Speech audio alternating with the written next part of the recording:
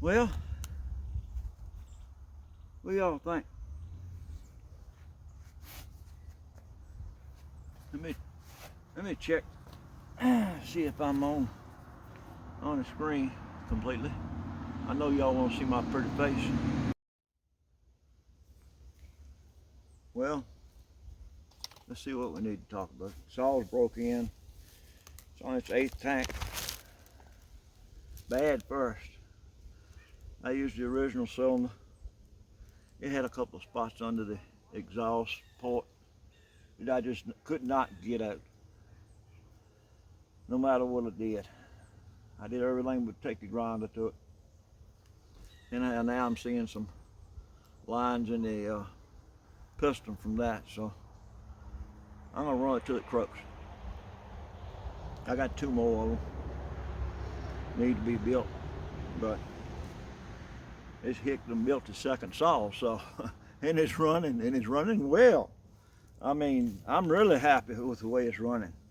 I'm running a 20-inch bar on it, and I plugged the decomp. Put a media piston in it. Left exhaust alone. Squish is 17. I deleted the gasket.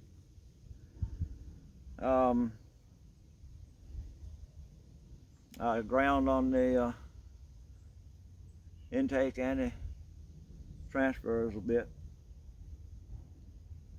Advanced the timing. Oh, and I made the exhaust port hole under the screen about twice as big as it already was. That really turned it on. I could tell a big difference when I did that, and I had to lean it out some. When I did that, it was four-stroking bad after I worked on the exhaust, and then I just a few minutes ago just advanced the timing, and as you could tell, it was four-stroking every once in a while when I first started cutting that white oak. Everything I just cut was white oak. I don't like testing in softwood. That's just not me.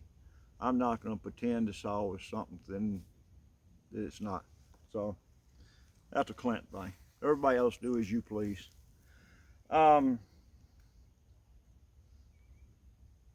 So I'm happy with the saw.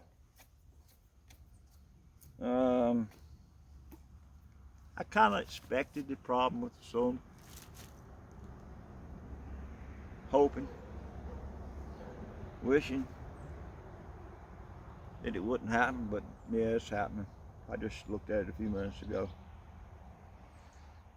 and saw's running very well. For a small saw, she's got plenty of get up and go. So I enjoy cutting with it. It's actually fun to cut with it. It's just so smooth, and the throttle response and everything about it. I just like everything about it. And with this 20-inch bar, it's got plenty of power. I rode it a little bit. You could hear the RPMs going down a little bit, and you could tell when I let up off of it. But the chain is near perfect. I worked on that last night, and it's about as good as I can get one. And it's got plenty of bite to it. And I cut some with it this morning, and it doesn't quite need a touch up yet. But anyhow, one saw made out of two. This came from Marketplace, and I already had one that was running. But come to find out, I never had done anything to the saw, except for the exhaust. Bolt holes were walled out, and I went from my M5 up to the M6 with the heater coil and put the muffler back on it. And I didn't even take a spark plug out of the saw. I just started it up and started running it. It ran good for a stock saw. And then the other night I needed some parts off of it for this.